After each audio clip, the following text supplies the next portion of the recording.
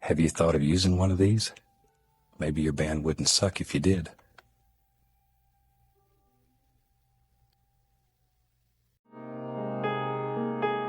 Yo, we back. DFW Shed Sessions Podcast.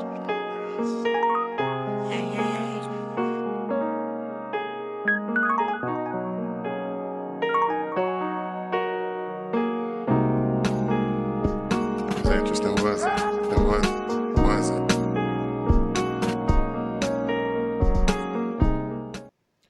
DFW Shed Sessions Podcast. You're Back with another great episode with myself, Lou Paul Beats. We got the Bulimus Professor Melwell. Hey. And my good brother Jay from the mothership. tis I. And we got another good one tonight. Man, Lou, listen. Mm-hmm. I've said this before, Uh-huh. but I actually mean it this time. Okay. I think this is going to be one of them ones. Yeah, we got my good brother Greg White in the building. Y'all clap it up for him one time. Yes, sir. Yes, sir. Yep. Mr. White, how's your mental, man? You know, it's crazy. Uh-huh. You know, Yeah. I feel that. I'm a musician. I'm a producer, and Mhm. I'm married to somebody in Arizona. I spend half my time there, half my time here. Oh, and wow. Okay. I don't know if I'm coming or going. Yeah. just always on the move. Yeah, no doubt. Yeah. I feel that. All right. Well, we're gonna start from the beginning. So how did you start in this whole music thing? I had my sister got a guitar when I was in about the 6th grade. Mm-hmm.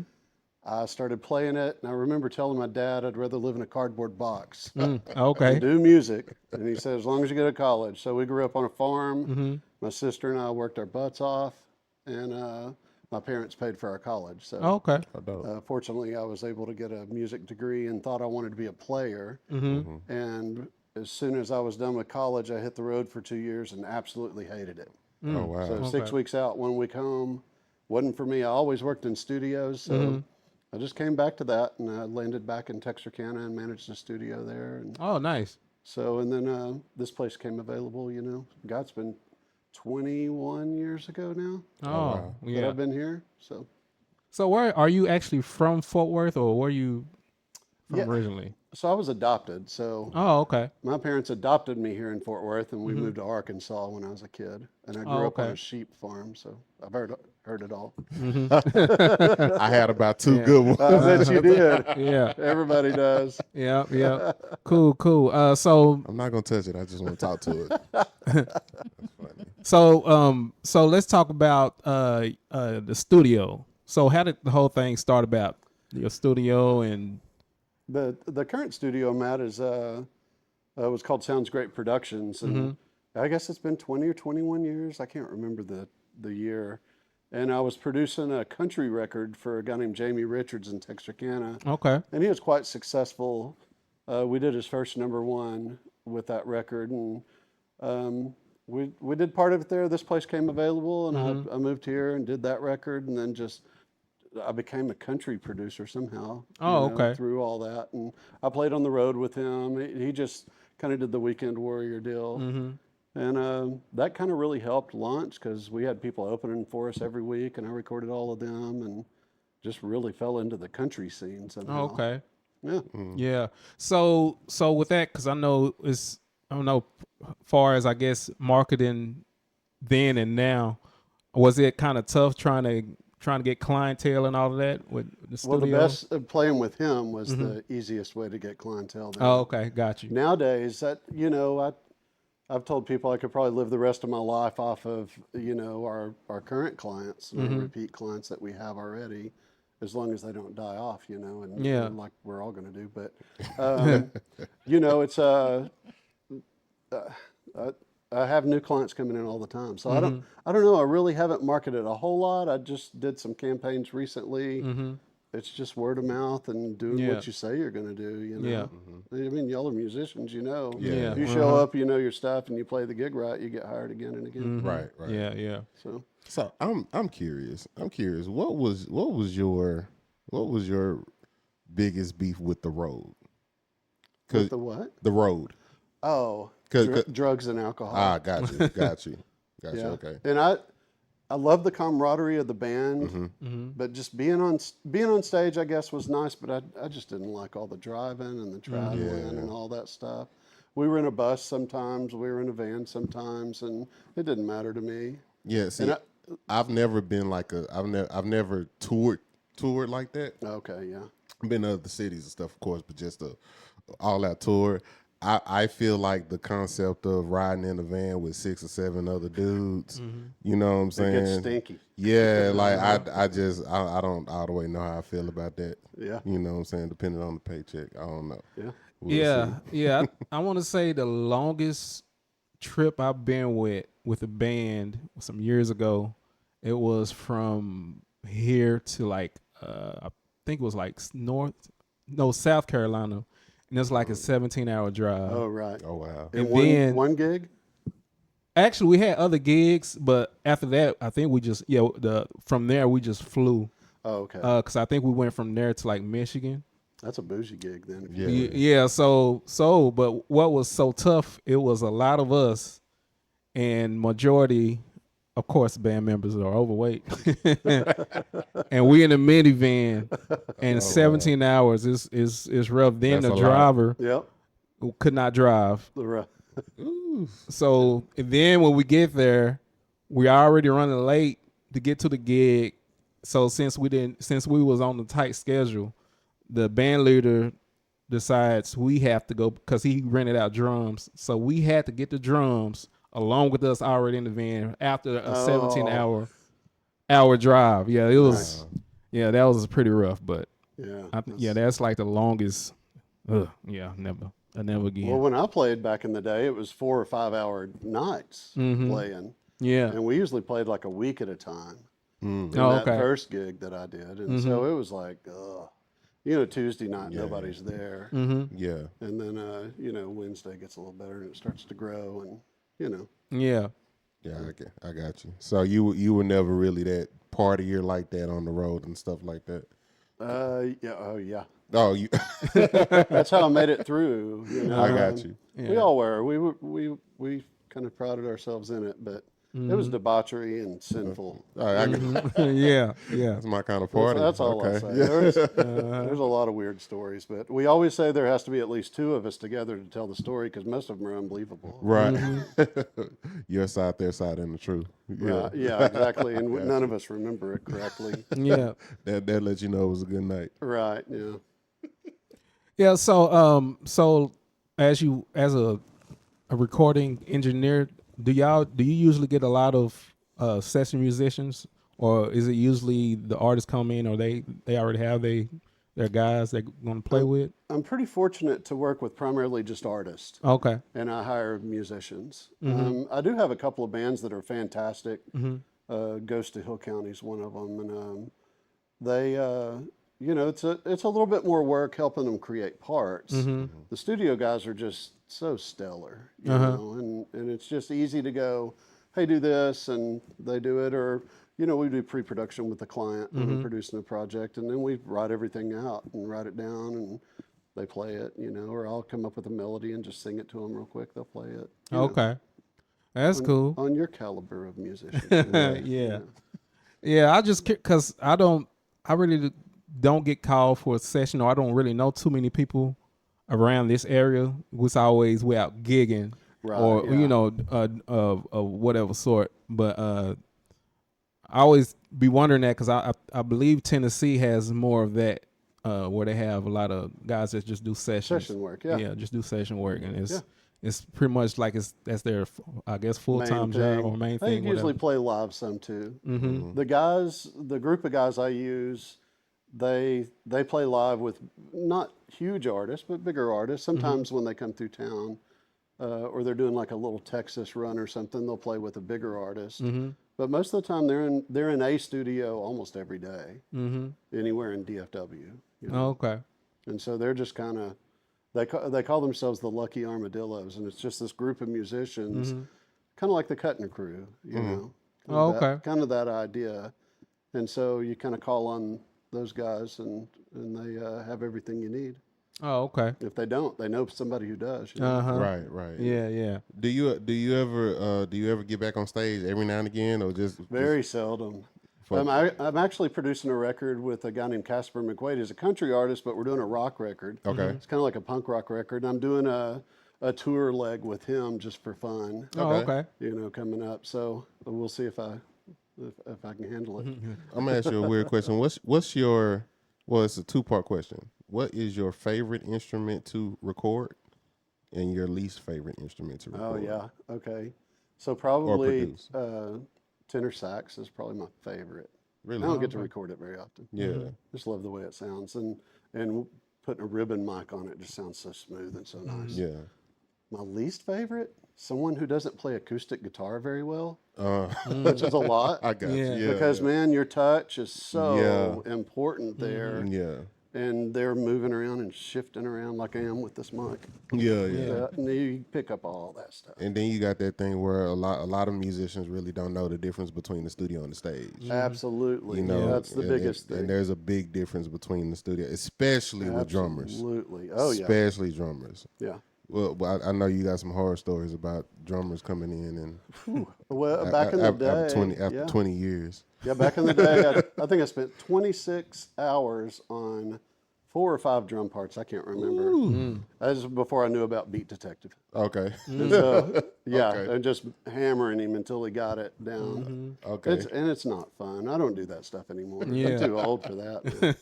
I feel that. Yeah, it ain't worth it. So, yeah. So there's a funny question. So some years ago, I think it was Saturday Night Live. It was a bit that I saw to where it was a studio engineer and a singer, and the singer was sounding so great, and he was messing with the knobs. Oh, I've seen and that. then it showed like the real part. She sounded real terrible. Yeah. Now, how true is that?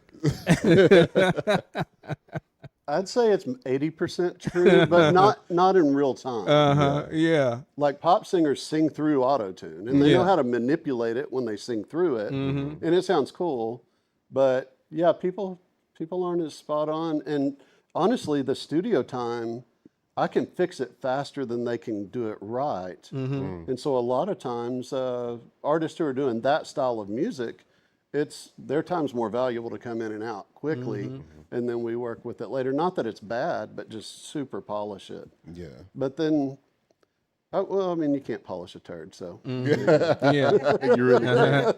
You really can't. So you can melodyne hilarious. it, you can tune it, you can pocket it, but it's still a turd. Yeah. That is funny. Still crap. Yeah, so. Now you said that you've become somewhat of like a country producer, it seems, but is that your favorite genre to produce, or do you have a That's a favorite? loaded question, man. Yeah. To all my country artists, I love country music. So I got you. in college, I lived in Nashville for many years, Okay. and I played in a funk jazz band, and that's Okay. my favorite style. Oh, Of course okay. it is. Of course it is. So I love jazz. I'm not way into bebop a little bit. I love Charlie Parker, but yeah, I don't know how it happened, but it's my bread and butter. And when I was in school, I thought people who listen to country music were dumb, you know, and Really? they didn't know what good music was. And so, but I've learned there's some nuance to it that's amazing, and there's some working with Western swing guys, which is really jazz, but with a Yeah. country flavor, and they're all super killer players. Twang. Yeah. Yeah, and they're playing jazz changes, you know. there's something just amazing about that. And then modern country too. Yeah. You know, I like the sound of it. Not always the content of Right. what's coming out on the radio anyway. Right. You know, it's funny about country music. It was one artist I played with. He was either artist or just guy that just sing country. And we was in rehearsal, and he pulled some song out, and it was a country song, and it was like very soulful. It had a whole lot of soul in it. I'm like, wait, this is country music? Yeah. Because it's like it's a. Was it old school or new? I think it was kind of old. Yeah. Amos Moses is funky. Yeah, there's a bunch of really. Jerry Reed did some cool stuff back then, back in the 70s with mixing the styles and stuff. Yeah, but it's interesting because it's like, especially when you don't know much about a certain thing or genre, Right. it's like you automatically think, oh, it's like when like people that's not from Texas, or they come here, they automatically think everything is cowboy boots and cowboys. Right. And, Oh, yeah. And so I said, well, Oh, you gotta go to Stocky Yards if you trying to see that. Right. Dude, it's funny story. So that's my little impression. No, it's funny that you say that like people who really ain't been to Texas think that that's all Texas is. You'll be surprised how far that notion travels, right? So I'm prior military, and so I'm in Iraq. Don't do that. No, you can say it. You can say it. Hey, I'm It's appreciative, weird. man. I appreciate it. Thank you. But no, so I'm in Iraq, and they hired one of the in-city people to come as a contractor to come fix something in our warehouse. Right? Speaks zero English. Zero English. So he comes in and he's speaking, he's trying to talk or whatever. And you can tell he's like a funny guy, right? Yeah. But and he was like, you're America. You're America. I said, yes, I'm an American, yes. Yeah, he was like, oh, New York. I was like, no. I was like, no, Texas. He like, oh, pew, pew, pew. Yeah. And we just bust out laughing because it's TV. It's TV, and that's all they either see New Guns York. and Yeah, Roses. you know what I'm saying? Yeah, exactly. Yeah, so like the first impression that they get of America is either New York. If it's Texas, it's Cowboys and all that stuff. So I thought that was funny. So yeah, you're definitely not wrong. Even when I was in and people are surprised that I don't own a pair of cowboy boots, and I was like, dude, I'm not. You know what I'm saying? Do you know Chan Horton?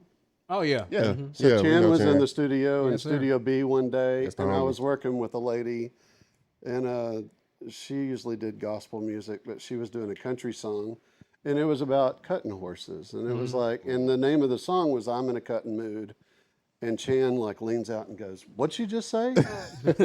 I was like, "A cutting mood, like a cutting horse." He's like, "What's a cutting horse?"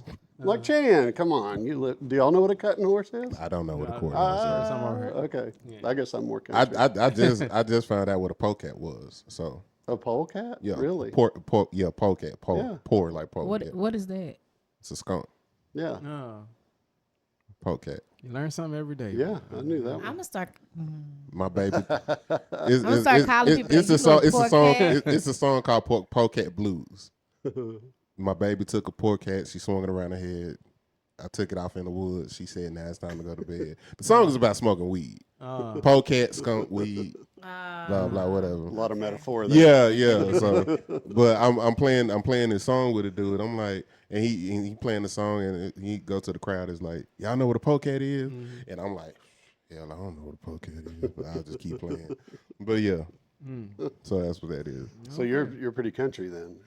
I tell people that I'm a city boy with country boy roots. There you go. Cause my both my parents they're from the country, just not here. My mom is from Georgia, my dad's from Mississippi. Okay. And the deep parts of the country. Yeah. You got Red Lick, Mississippi, which I've never heard of in my life. I think it's probably like a population of 300 people. Red Lick, Mississippi, and Eastman, Georgia is where they're from. So I understand. yeah, so When I was in elementary school, I think I had 12 in my class. oh wow. And a senior in high school drove our school bus. Beautiful. Yep. He probably That's a smoked. true story. My mom taught there. He probably smoked cigarettes too. They had a line. There was a line at the high school. I was just little. Yeah. There was a line you had to stand behind that if you were a student to smoke. That's crazy. That is It was wild back then. I remember seeing it was like some news interview about when they had just made the law to where you couldn't drink and drive. They had just and this it wasn't just all that long ago. This is like the 50s, late 40s, You're right, 50s. yeah. You know what I'm saying? They was interviewing people and dudes like, man, I've had a long day of work. They're gonna try to take this away from us. Like, dude, Buddy was pissed. Buddy was pissed. But yeah, man, a lot has changed. Yep. So,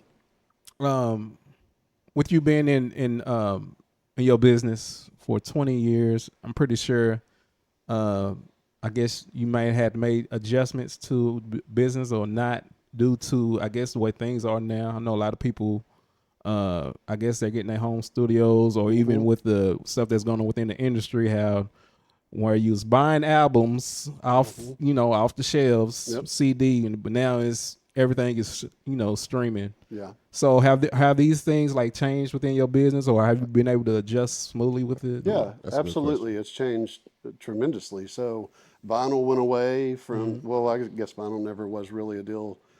I've been producing records since way before then too.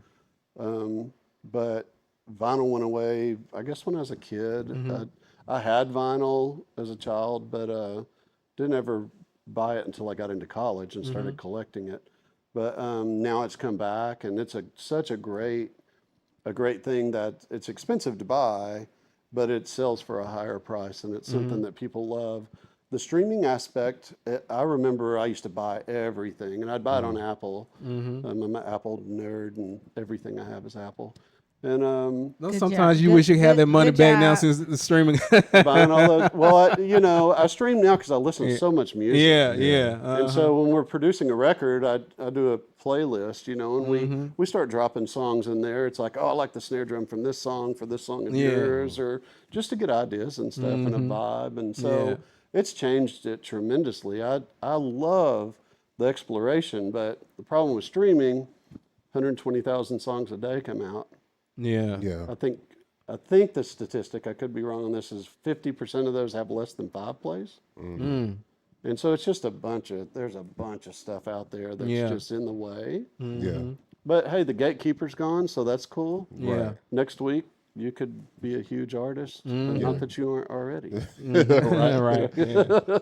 I kind of want to go back for a second because I'm interested in something. So, what made you get to the point before getting on the road and figuring out I don't like the touring musician part of the business, but just to like, what got you interested in the first place in production? Oh, so when I was in about the 6th grade or so, and my parents would drive me to a studio Okay.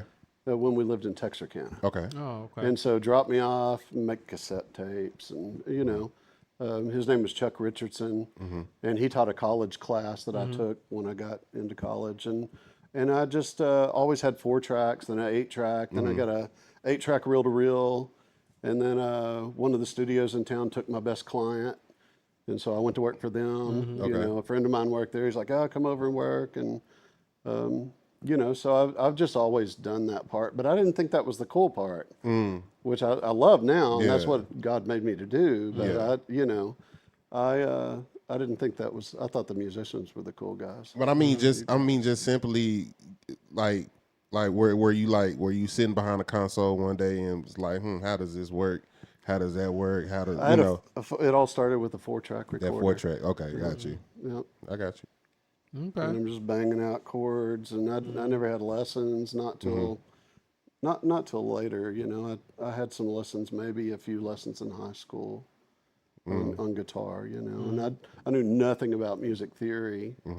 And I followed a girlfriend and friends from our youth group when I was a kid to East Texas Baptist. And I remember going in and playing my guitar and singing a song, and that's one of those places that taught this. And they're like, "No, we're not for you." And so I stayed there a semester. And luckily, I met Dr. Alewan, who was the head of the Texarkana College music department, and He introduced me to music theory and all that. And so Do you think you have to have music theory to be a good producer? I think it helps. So I think I'm still in business and doing well because I can arrange a song. Got you.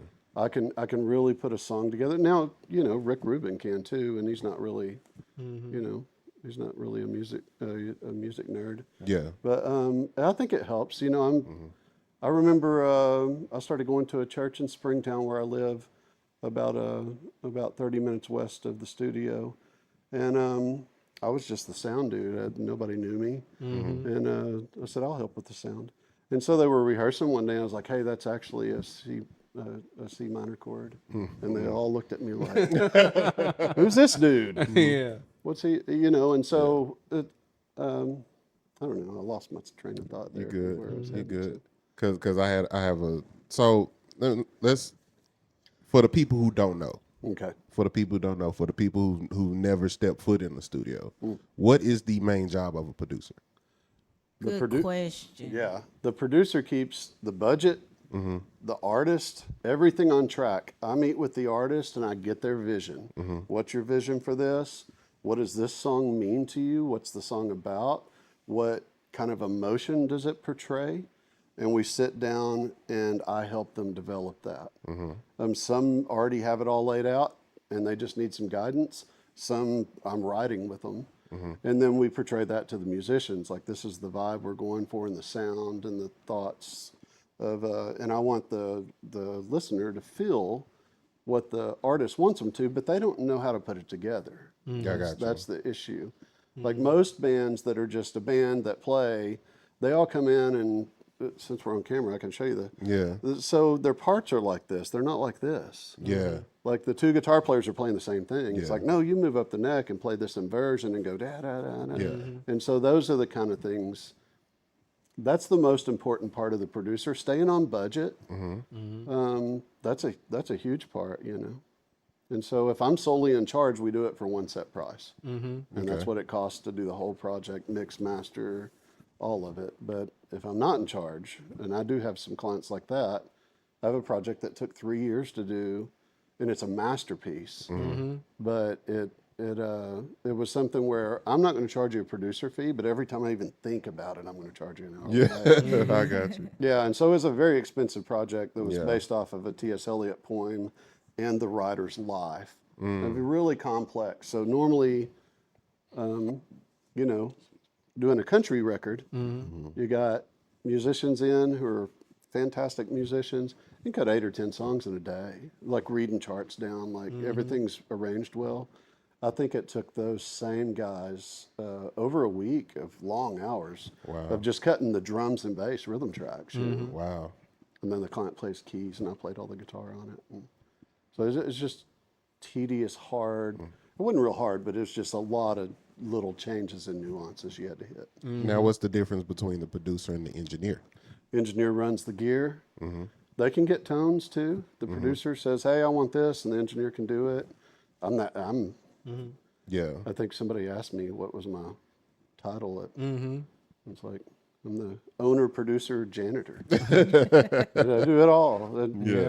So, but I clean up and everything. Absolutely. I've had a large staff, and I'm kind of by myself now, but I'm getting to the age to where I'm ready to kind of chill out a little bit. And I got a new kid coming in who's a hot shot. Okay. So he starts training this summer, and he finishes his degree next year. And Nice. Oh, that's good. Yeah, Like he'll an be- intern. yeah, Yeah. I had a mentor who showed me how to retire someday. Not retiring anybody. Yeah. I just need to slow down. Yeah. And Somebody who showed you how to retire. yeah, Greg Hunt was my mentor, and he owns he owned Rosewood and Tyler, and he passed away a couple of years ago. Okay.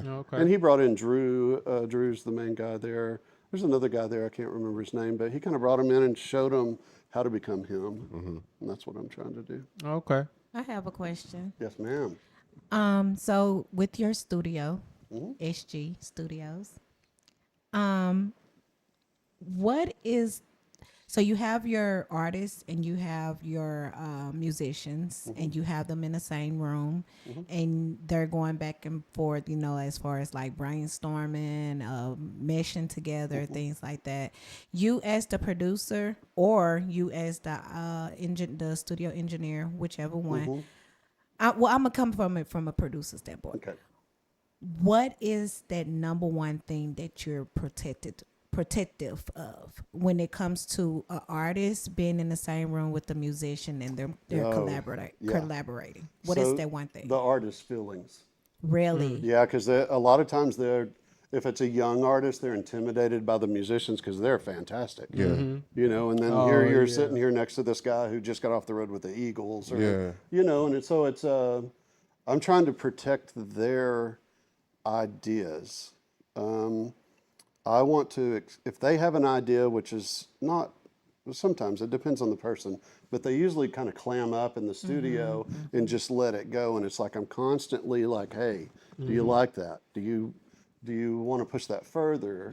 And even my ideas, because my personality's just like, you know, and I just go for it. And I usually find a path, and I think that's the path, and that's it, and it's right. But there's a million paths. And so really trying to take time to make sure the artist is getting what they want and not just enamored by the talent of these guys in the room. Wow. That's a big part of it. Yeah. And there's a lot of, I'm a psychiatrist, psychologist, whatever you want to call it, without the degree, because there's a lot of emotion on their sleeves. Right. And so you have to kind of fine balance that to where you're pushing them enough to not push them over the edge and make them freak out. Yeah. And you praise them just a certain amount.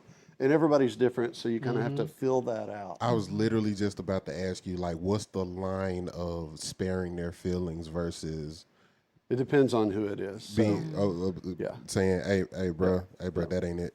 I was doing a Cat Moore record, and she was doing a Patsy Cline tune. It's really cool vibe.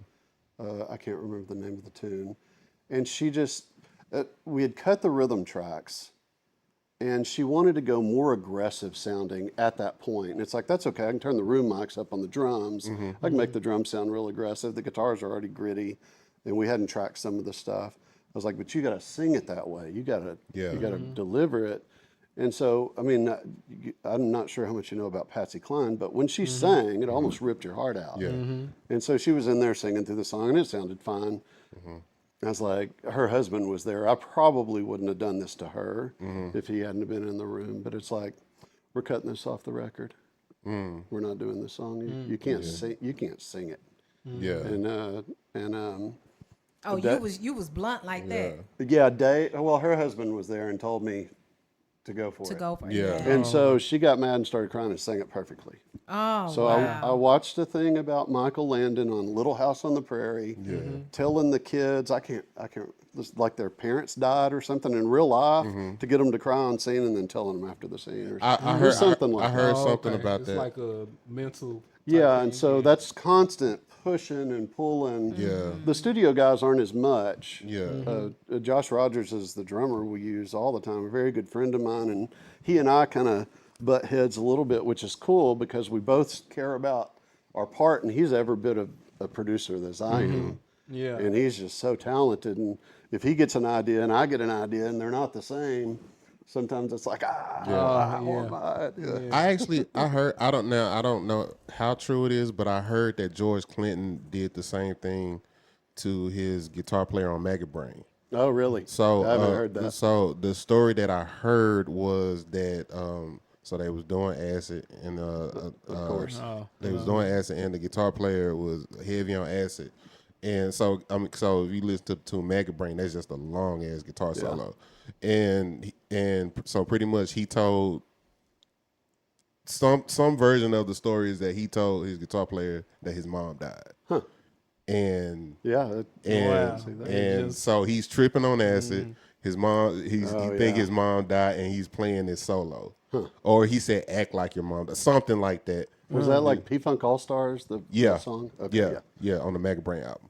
It's been a long time. Yeah, I saw Parliament with Bootsy Okay. in Memphis, and it was a reunion tour. The mothership came down and everything. Oh, wow. And a few weeks later, they were in Nashville, and we went and saw them. And it was the whole different entity, and it's like I never got as much into that as I did the stuff with Bootsy. You know? Oh yeah, The whole story.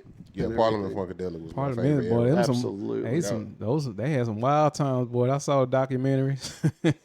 Well, at that show, they pulled out a big sign. It said 420, and the whole place like filled up. Oh, and then he walked around with a wet cloth that said liquid LSD or something. He was rubbing it on all the musicians on stage. Of course, he had like tons of people up there. Yeah. Oh yeah, I seen them. I seen them twice, but it was they were just Funkadelic. Yeah. And they came to Dallas.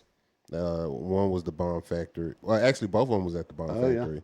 And I came and saw them when they and I'm a funk is my I love funk is my end all be all. You know what I'm saying? I just love it. So yeah, I know all those stories. Saw the deal about the da da da dee, da da da. Yeah, that was being from a Jewish. He went to his friend's bar mitzvah Right. when he was younger, and he just remembered that remembered that line. Yeah, da da da dee da da da da da da. That's an old Jewish. Right. Yeah. Flashlight. Yeah, flashlight. Okay. You know what I'm saying? Yeah. So, I've been to your studio, of course, a few times. It's probably been remodeled twice since then. Oh, really? I bet. Yeah. Oh, okay. Yeah. So then it's been a good minute. It's been a long time. So, but I know the times I went, it's like the location and the places at, it's like you probably wouldn't even think it was a studio. I've actually been to a few studios like that. I went to one that was like in the warehouse. Actually, Cleon contacted me about doing a session with him at this studio in Fort Worth. And when I pulled up, it was like a warehouse, and I'm like, am I at the right place? You don't even. And I kind of got the same thing a little bit when I pulled up at your studio. Yep. So is there like a certain reason why you may use that location, or is just Property's cheap. Property's cheap. Makes sense. That's and we used to hide in studios. You would go through Nashville when I lived there, and you couldn't tell a house from a studio. Yeah. And so we used to hide, but now technology's so good. I mean, my alarm system, I've got tons of people coming and going in and out of there. Other people rent from me and work there and doing projects for me. And so there's a key code, and all that stuff. And then the cameras everywhere, it's now you can rent the studio and go show up, and I might not even be in town, but you get a key code thing, and it's only for a certain amount of time, and you pay up front, and you come and go, and you're watched, and so it's not a security it's so is just too different. high. Yeah, it's way different than it used to be. Yeah, because I know, like, when at the time when I first saw that, and then I saw the one at the warehouse, and even is it Patrick McGuire? I believe. Yeah, Patrick. His is in the neighborhood, Yep. or I don't know if I guess he still. He has retired. It. Oh, okay. Yeah. Well, when he had it, it was in a neighborhood in the house, and you would never know it was a studio. Right. Yeah. So that's like, to me, that's like a smart business. Right. business thing to have, because especially with studio, you got hell a lot of equipment, in there. You don't want nobody to stealing or anything. You don't want them to even know what's there. Yeah. Right. So Now it's like all over the windows. And back when you were there, we had bars on the windows and then things on the inside, so you couldn't see the bars and it didn't look like you were in prison. Now the windows are open and have stuff about music on them and everything. Yeah. But if you break that glass, oh yeah. Break cop- that glass. cops are coming. I'll break your ass. That's funny. That'll be my slogan. Tagline. Break the glass. Yeah. Breaking your ass. That needs to be a sign. Absolutely. Hung up there. Man. That's funny. Yeah. Absolutely, you can have that for free. I'll give that for You're free. not gonna charge. I get that for free. Hey man, listen, DFW Shed Sessions podcast. We are sitting here with the super dope Mr. Greg White, Yes, sir. having a really good conversation, really important conversation, because he's dropping a lot of gems. What we about to do right now, we about to take a real quick pause for the calls. We got Professor Mel Will Lupa Beats, myself, myself. What is my name? I just forgot. J Ell Groove. That's how good it got so good. You just forgot. He just wanted us to say his name. No, man, y'all don't understand. It's been a very long day. It's been a long day, but we are. But nah, man, we here nevertheless, man. Make sure y'all like, share, subscribe, and we gonna be right back. Don't bust that nut just yet. We'll be right back.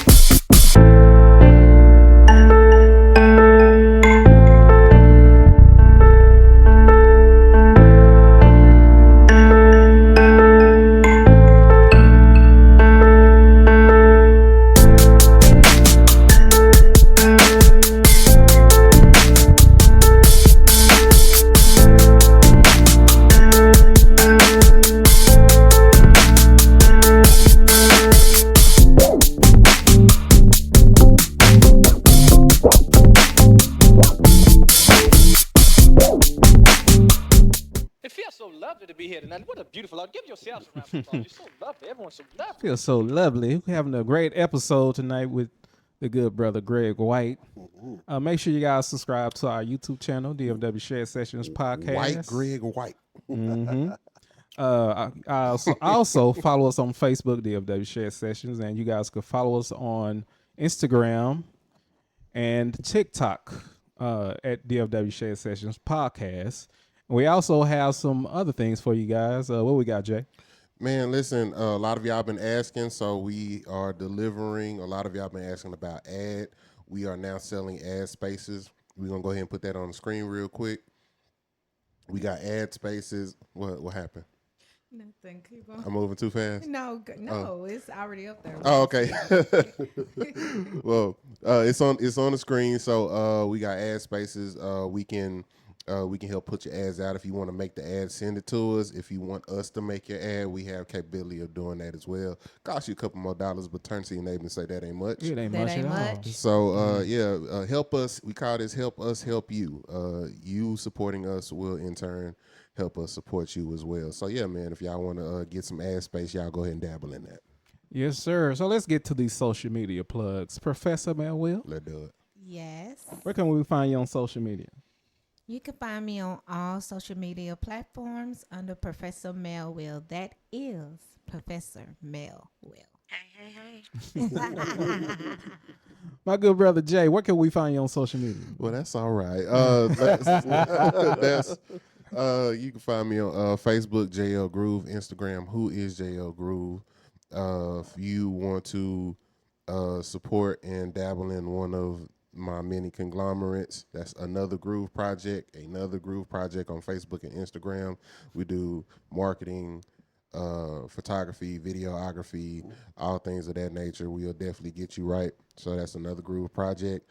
What else I got? Fifth Level Couture. If you want to dabble in some of this Fifth Level Couture, some of this Fifth Level merch, hats, t-shirts, all that good stuff, we'll definitely get you right in that sense as well. Speaking of merch, I keep asking this question, but I don't know. I don't know if the people want it bad enough, Lou. Uh-huh. Do y'all think we should drop this merch? Oh man, we got to. Yes. I think we got. I think DFW Shed Sessions is gonna drop some merch here pretty soon. You gotta have it. Yeah, Mr. White said we gotta have it. So y'all be on the lookout for that, man. I believe DFW Shed. I've had a couple of people just randomly come to me, but you know how around the way. Hey man, I've been joining the podcast. They be asking for the shirts that say hey. No, I don't think anybody asked for that shirt. But no, man, I you know how people like to ask for stuff, but don't really, you know. it's like, hey, bro, when y'all gonna do it? And then you do it, then they know where to be found. Right. Oh yeah, You know, so- it happens all the time. Yeah. so I don't know. We'll see. But yeah, I think we're gonna go ahead and Yeah. oblige. What about you, Lou? Where can they find you at? Yeah, so you guys can find me on Instagram, TikTok, Lou Paul Beats, YouTube, Lou Paul Beats, and I also have music out and available on all streaming platforms, Spotify, Apple Music, Tidal, whatever you want to call it. Lou Paul Beats. I have a few hip hop instrumental albums out, so if you guys want to check it out and add to your playlist. So Mr. Greg White, where can we find you on social media? It's all SG Studios TX. Okay. And I have a producer page on Instagram, but I can't remember. Okay. GregWhite.producer or something. That's like it. That. I don't know. Is that it? That's Thank it. you. That's the one. We do our research here on DFW Yeah, I try Shed to Sessions. make that more about my life, and the others just about business. you know? Business. Okay. Yeah, I got you. Well, That's all right. sounds good. So I want to touch on something real quick, man. What is the important? How important is we know, but just so somebody can hear it from another point of view, what is the importance of having proper business ethic in the music business? A lot of people, they got the music part and they're great with the music part, but they don't have the music business. Yep. They don't have the business side of it. It's a matter of dying with money or dying broke. I mean, that's what it is. Yeah. So it's a business. Yeah. It is a business, and you got to treat it like that. And there's the creative side. Unfortunately, artists today, since the gatekeepers are gone, you're a social media marketing person. You're doing your own books. You're doing your taxes. You're doing all of that yourself, and it's not just writing music and coming out with stuff. Right. Yep. And so it's a cool place to be, but you have to know how. Yeah. And that's we educate artists and consult artists. Do you and- really? Absolutely, That's yeah. dope. So That's good. that's part of a little bit more of what I want to move into in my older age. You know, Okay. is to really help lift artists up and help them be financially successful. It's if you're talented and you work hard, you can do whatever you want unless you want to be a superstar. Right. That's like Yeah. one in a million, you know. So, Yeah. but you can make a great living playing music. You know. For sure. And then also understand that there's more than one lane in the music. Absolutely, and everybody needs to be different. Yeah. Because, I mean, it might not just be on the stage. It might be Absolutely. somewhere else. It might be behind the console. It might be, Yeah. somewhere else. A lot of the businesses that I have are centered around the different, like even with the photography and videography, that came from a need that I had. And I was like, oh, well, wait a minute. I got people that need press kits. I know people that need, headshots and stuff like that. So why not transfer that, and it's still within the realm of what I do as a musician. Right. Yeah. Yeah. Yeah. The same with us. Yeah. I like trying to educate them on how to take care of their finances and their business. And, Which is very important. Yeah. What's one of the biggest mistakes that you see when it comes to I mean, they could be young or old musicians and the financial part of it. The financial aspect of it is the shiny new gear. That's been all of our problems at some point At one point in time. in our life, and so learning that the gear doesn't make you good. Right. Your hard work ethic makes you good. Yeah. Yeah. So Aiden Bubeck's a bass player that plays at the studio. He doesn't own an expensive bass.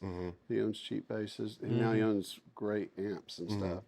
But there's a trend I'm seeing in higher level musicians of playing cheap, not as much on drummers, but bass players, guitar players playing cheap instruments, and they sound fantastic. So Man, I used to work at Guitar Center. And I had sorry. earlier. Hey, I was in the military. Thank you. Guitar Center. I'm I'm sorry. sorry. Right. That's funny. And I had a lady come in with her son looking at drum sets, and she was like, "Well, so what's the difference between this $300 drum set and this $3,000 drum set?" I said, "Ma'am, to be honest with you, if your son sucks, they all sound the same." It's true. You were honest like that. Absolutely, because I'm a firm believer. It's not the sword, it's the swordsman. That's true. And and I mean, if anybody would know, it would be these cats sitting right here, man. You can, I mean, Lou, he's telling them that he could take a old Casio and make it sound like something. Absolutely. Yeah. I can take a old First Aid kit, put some new heads on, and I know how to tune. Yeah. You know what I'm saying? I know how to tune it up right, and I can go play it at a concert somewhere. And it sound good. You know what I'm saying? So it's like, and then even as a producer, it's all kind of tips and tricks that producers can do. I've seen. But if you suck, you suck. You know, I've seen it's one thing I saw. This dude over in Germany, he had like a condenser mic, and he had a condenser mic, and he had a water hose, and he put the condenser mic inside the water hose, and he actually ran the water hose under I saw on that the floor social under media. the drum kit, and that just gave the kit just a different ambiance. Yeah. You know what I'm saying? Like, just so like little stuff like that. Yeah, taking 2 snare drums, putting them upside down, loosening the snares, micing that when the kit's being played just in the room, and it gives it more of that Yeah. sound. Ambient, just different things like that. Little stuff you can do, and you don't need a bunch of money for that. That's just creativity. Yeah. Yeah. One of these days, we may start a recording school. I've got a buddy. I'm writing the curriculum slowly, and he's more of the business guy on that. And so we want to educate people on how to make money with what they have. A lot of the schools, you go into a studio and you're on this $100,000 console, and then you graduate like, see you later. Right. You can make a great living with a laptop and a SM7B microphone that's not expensive and some software. For sure. Yeah. It takes the talent and the know-how, though. The know-how. That's the problem. And that's actually one of the things I appreciate about our producer. She takes the time to learn all this stuff. Like I said, we have a modest setup. You know, we have a modest setup, and With my blanket. and people Okay. and people ask me all the time, like, yo, man, this is, man, all this stuff is just stuff that we've had over time. You know what I'm saying? Some microphones, couple lights that we got along cameras. the way, some camera phones and stuff like that, and then Go to marketplace, boy. They be Yeah. loaded. Absolutely. You know what I'm saying? Half of the stuff that we use with the mixer is some of my band stuff. Yeah. You know, of course we'll elevate and we'll graduate and get the other stuff once we're comfortable to get it. But to start, you know what I'm saying? Content over quality. Absolutely. Every time. Absolutely. All right, man. So, Mr. White, we have these recurring segments that we do with our guests. I'm man. nervous. Don't be nervous. Don't be nervous. We just want to get to know you a little bit better, honey. So, what we gonna do? Honey is crazy. What we gonna do? We got some recurring segments that we do. We start with this one is called Top 5. So we're just Lou. You gotta be faster with the. Gotta be fast. Just give me a second, Mr. White.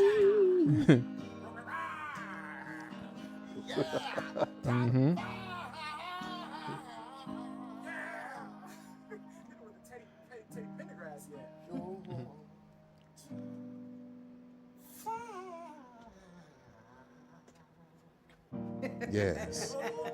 Was that you? No. Everybody He wish. Everybody else did that. He Lip wish. sync it. It might have been me. I don't know. We'll see. He wish.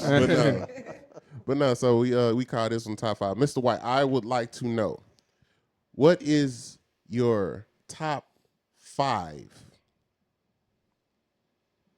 sandwiches? No, I'm just joking. What is your because I want to ask I want to ask this question, right? But it goes into. You can ask it. If I fail, we can do something else. Well, no, it's not you. It's He me. said if I fail. It's not you. It's not you, Greg. It's me. It's definitely him. Because I've heard okay, that so what I want to ask him is I want to ask. Okay, no, I got you. Just do it. What are your top 5? See, I can't ask that. Why? I just thought about it. Because what I'm about to ask him is what is his top 5 pet peeves in the studio? Oh. But that goes into playing in the wrong key. But listen, you can't ask him that because he's only gonna name them. What are your top 5 least instruments to produce? Oh, I had that same question. I was gonna ask that earlier. Least favorite instrument? Least favorite instruments to produce. And you can't name the one that you the ukulele. Oh, I like it. Who said we was gonna say the ukulele? The piano is one. You don't like recording the ukulele? Nope. I mean, get out of here, bro. Piano. Nope, Really? I don't. Why?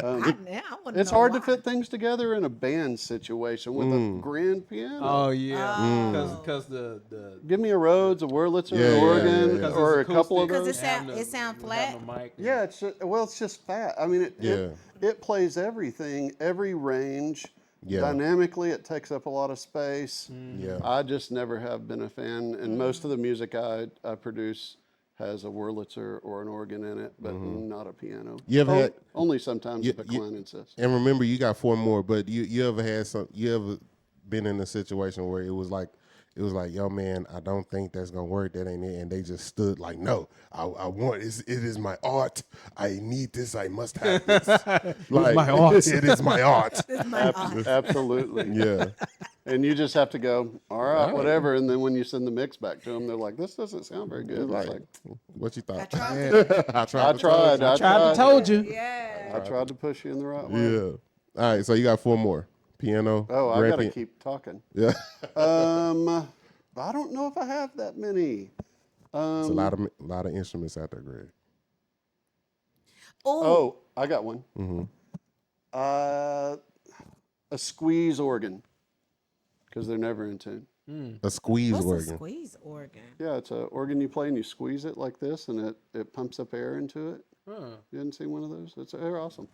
Oh, Except Really? for they don't play in tune. Bagpipes. You've had to record bagpipes? Yep. So the Really? low notes on the bagpipe aren't in tune. Talking about the one that They're just, not in that 440. just holds the whole time. Yeah, so Oh, okay. you actually have to record the low note first and then come back over and do the top, and it has to be retuned on the instrument. Nowadays with Melodyne, it could retune whatever. But That's great. that's 3. I'm reaching here. I mean, Yeah. You can say vocals if you want to. actually, you know what? Willie That Workers. is absolutely one of my least favorite things to do. Yeah. It really is, and I forgot about it because I was trying to think outside the box. Yeah. Vocals are so subjective of what's Yeah. good and what's not. Yeah. If you sing a little flat, that sounds great. Mm-hmm. You know, you don't have to be in the client's mind. They're like, "Oh, I was a little off pitch there." It's like Mm-hmm. that's got so much soul in it, though.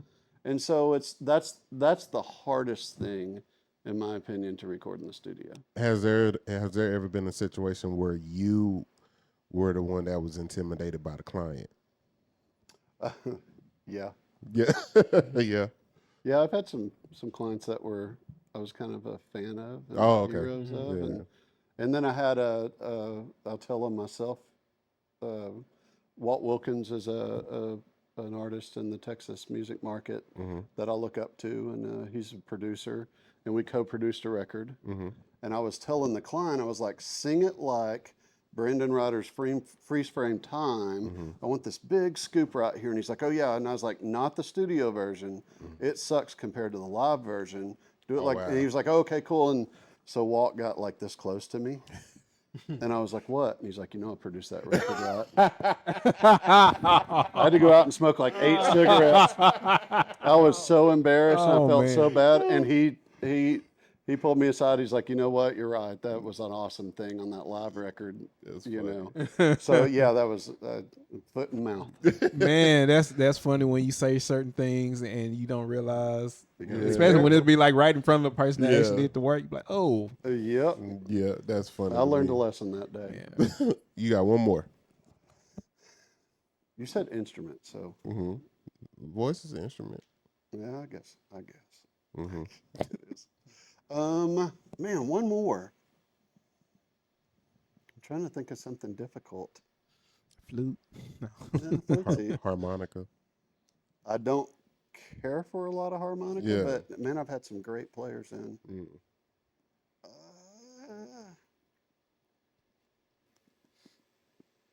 tambourine player. Why would you? I was gonna go. No. Because I hushed. I was about to say I know what's not in I knew there, they was gonna say and the I was trigger. gonna say tambourines. They think tambourines suck, and I No. I never said that. I never said It it. depends on who's playing it. Greg. Thank you. Greg. They shouldn't be laying around the church. Greg. Greg. Why would you? Oh, I thought. To be here tonight. What a Greg, get out. Yes, sir. We're about to unmic you. Yes. No, we are not. No, we Why are not. would you is even? hilarious. Thank you, sir. And I was just beginning to like you. I'm sorry. Thank you, sir. But I will say this, and we got to move on. And I look, can't think of a fifth one. Done. So. but look, we can put tambourine there. It's fine. But Lou is my witness. I never thought I'd say this, but there may be a replacement for my disdain of tambourine players. Okay. What? What is it? A washboard? No, Mm-hmm. you know what I'm talking about? Hand clapping? No. Well, Is it the ones that's on the feet? no, Oh. it's the but no. Oh, I know exactly what you're talking about. I forget, and I knew the name because I looked it up. But you know, like those. It's like a bullhorn. What was it? Yeah, it's like those ram horns that people blow into. Oh, the shafar. That shafar. Yeah. Shafar. Yeah, I've Yeah. never recorded one, but I can imagine. But imagine somebody. That happened at that church. Yes, Yes, it did. I understand why, but come on. dude. Just Just a any random. random time. Just- The fact that y'all both said yes at the same time. you don't understand. That's funny. We're like, You don't. And then he had. like, just want to take them. He had. What was crazy was he had different ones in different keys, Oh, and no. none of them. Wait, And and- that happens? Yes, With a shafar? he had a bigger one, a small. He had them in his Oh, little okay. bag. He He was had, a shafar pro. yeah, it wasn't. It was like a harmonica dude walking up with his bag full Yeah. of harmonicas. You're like, oh no. And funny, Oh, no. funny thing is, dude came up to us. He came up to me and the bass player. He almost got punched. Then I just want to get some anointed out for y'all. So I like kind of. So he could play his shafar? Oh, wow. And he went up to Jay. No, he No, didn't. he went up to me and just put his hands on my back, No. and I was like, I was What like, you say? Don't touch me. well, I said, well, I really don't like being touched like that, and he was like, ha, and I was like, oh, you still going? You still And then like he saw that I wasn't joking, and then he walked away. But yeah, and then Is this somebody who's normally there, or just No. a new No, person? no. Somebody just shows up at your church. Yeah, and he just brings showed up. Yeah, shafars, so starts touching everybody. yeah, I guess so. I guess guess so. this church is I actually gave him some of it's y'all more than anointing. one location, and the original location is based out of gotcha. Lafayette, Louisiana. Yeah. So I believe he goes to the main church. Okay. Yeah, gotcha, so- gotcha. Y'all could have gave him some of y'all anointing. Nah, he could. Musicians are so He could have. selfish. He could have That's put. He could have put. that's what he was trying to do. I guess nothing rubbed off. That was He could have put that Jafar down. Jafar. It's crazy. He had to minister, and y'all just sat there and left your fellow comrade in the weeds. You know what? I'm about to go into. What would Jesus have done? Exactly. flip the table over? Flip a drum Yeah, set over. yeah. That people. Start whipping people out the temple. People forget about that part. Yeah, so We just talked about that on he Sunday. would have flipped tables over. That's what he would have done. All right, so moving on, we call this next segment. We called Mr. White. We call this one playing in the wrong key. So this is like your pet peeve, what grinds your gears. So what is playing in the wrong key for Greg White? Bad attitudes in the studio. Unpack that. I don't like to hear I can't. Why are you playing that part? That's what I've always played. Well, we changed the chord progression. Yeah.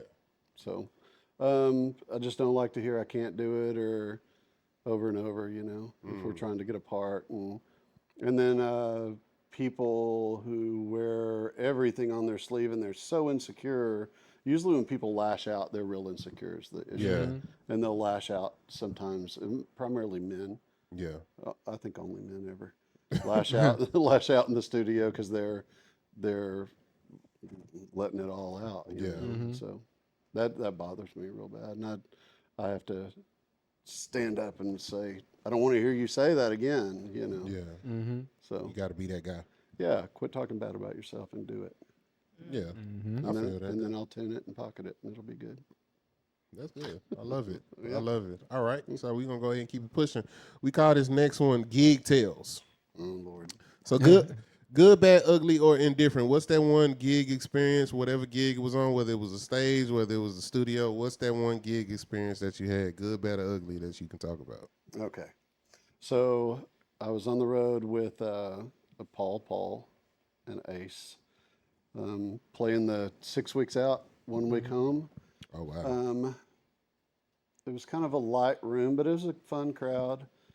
I look over, and Ace is in the rafters, the lead singer, with his wireless mic up in the rafters. Okay. So Paul, one of the Pauls, one Paul was drummer, one was bass player.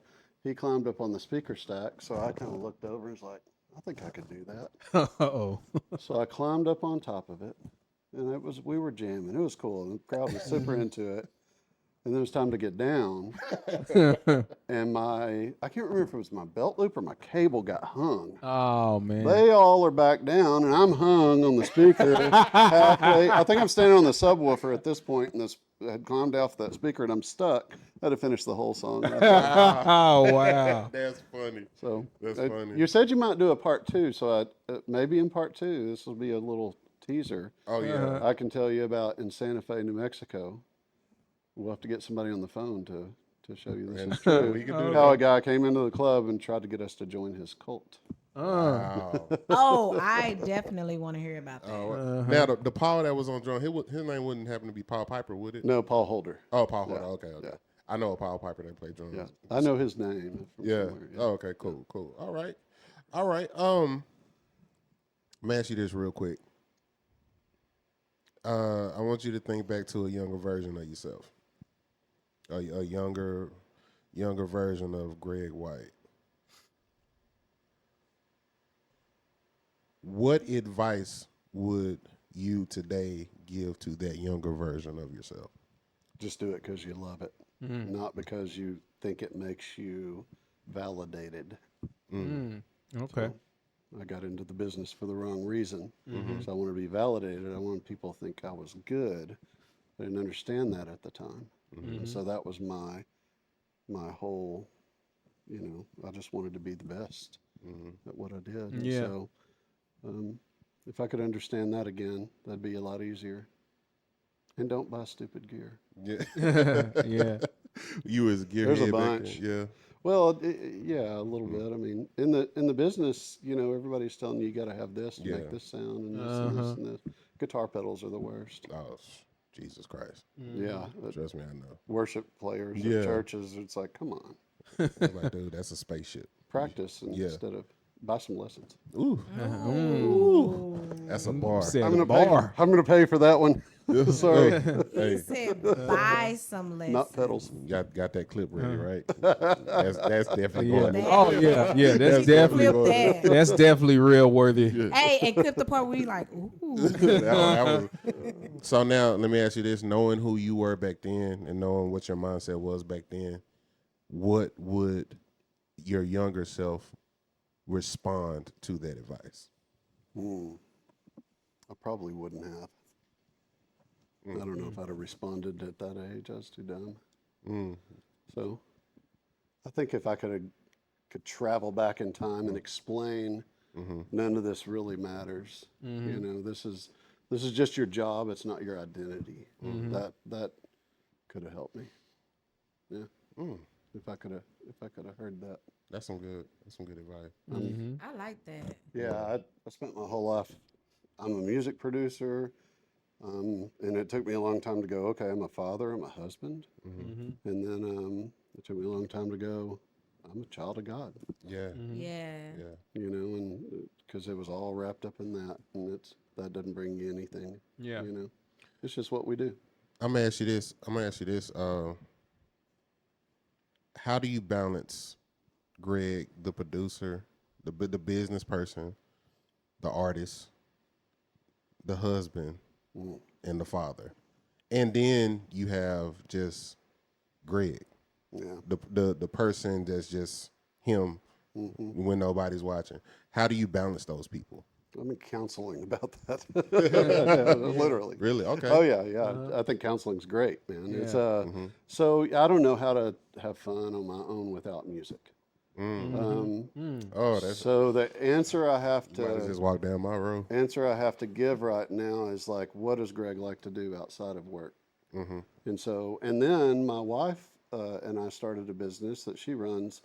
Primarily, I help on the back end, a bakery in Arizona, and so I work on that business all the time, and I love all of it. I really do. But you know, we both have trouble like backing off the business, and you know, date nights on the calendar, but it don't always happen. You know, and so, yeah, I don't know. It's hard to balance it when you love it so much. But my age is helping. The older I get, the more. I just recently learned about liquid knowledge and crystallized knowledge. Y'all are way younger than me. Oh no, you're gonna have to unpack that. Yeah. So this is not my concept. Yeah. I've heard it from two different people now. Yeah. So liquid knowledge new to is me. about 39 years old or so. You start crystallizing. So the young knowledge can learn quick and learn super fast. Anything you throw at them. And the older mind we have, we don't learn as quick. And as a matter of fact, there are some things I'm just like, I don't even care to learn how to do that. Yeah. I'm just going to keep going with what I do, and it's might be more work or whatever. But I have all this experience that I can give to somebody else, and that's that crystallized knowledge. Yeah. So at that point, we kind of turn into educators more, and we teach the younger generation the experiential part. And they can even teach us the liquid part and like, oh, this is how the app works. Not that we're going to get it or do it. My parents are 82, I think, or 3. And they're just done with technology. And it's like every little thing, I have to help them, you know. I feel that. And we're all heading that way. Yeah. So I think that that was a good thing to hear. It's like when you turn to that crystallized knowledge, it's time to start showing other people how to do what you do. And You said that's at 39.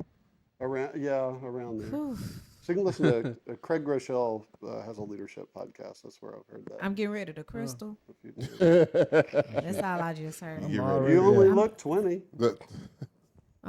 Thank you. That's amazing. Anyway, so, Nobody laughed. You Nobody left me hanging out there. Yeah. I threw that one out there Greg, 'cause hard. they disrespectful. whatever. Well, Mr. White, we brought you on here to do an interview, have a conversation with you, and we did not lie about that part.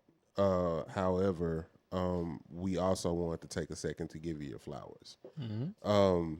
Now, granted, at the moment, we don't have the budget to give you real flowers, nor the fake ones. However, this is my first time meeting you. First time, Beautiful spirit. first it'd be time weird getting if to you know. gave me flowers. Yeah. No, one day we are going to give people flowers on this One podcast. day. One day. A single Yeah, flower. a single flower is fine. But no, first time meeting you from hello to now. Awesome individual. Yeah. Awesome individual. You can just see, you can just feel the wisdom on you, the knowledge that you have. The talent is already there. I'm seeing I'm seeing how you are as a person. I'm seeing how you are as a business person. I'm seeing we have to take a second to talk about longevity. Being in doing what you've been able to do at a high level for 20 plus years, that's nothing to sneeze at. It's some people that can't do anything for 20 minutes, let alone 20 years. And you've been able to stand the test of time to do what you've been able to do at a high level. And the fact that you love what you do, you can see and hear that you love what you do. I just want to let you know that we see that. We appreciate that.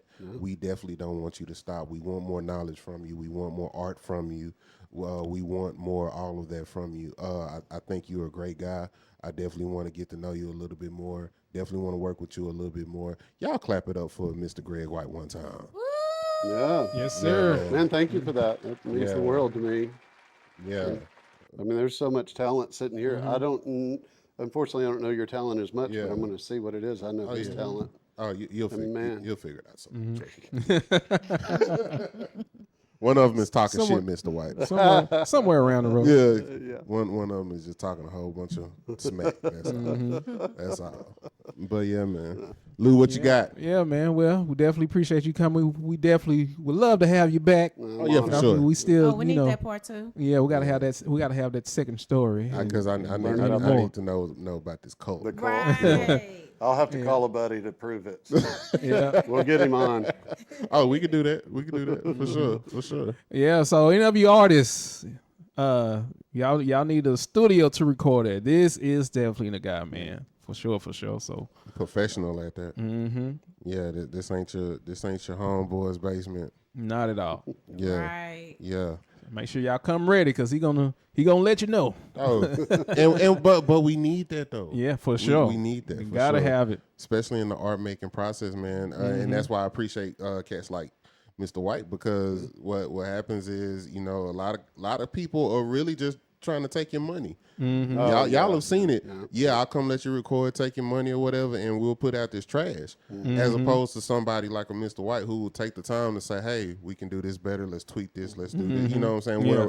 And that's part of why I asked, or wanted him to explain, what does a producer do? Because a lot of these musicians and artists are going in these places, giving their money, not even knowing what that producer is supposed to be doing. You know what I'm saying? It's all of our reputation. Yeah, it's not just the artist, right? It's my reputation too. So. Yeah, because they'll be like, "Oh, where'd you record this at?" Right. Yeah. It sounds like trash. No, for sure. It's way more than just making beats or anything like that. It's a lot. It's a lot that goes into it, and you looking at a real one right here. So we appreciate that so much, man. All right. So with that being said, DFW Shed Sessions, we appreciate y'all so much for tuning in, kicking it with us.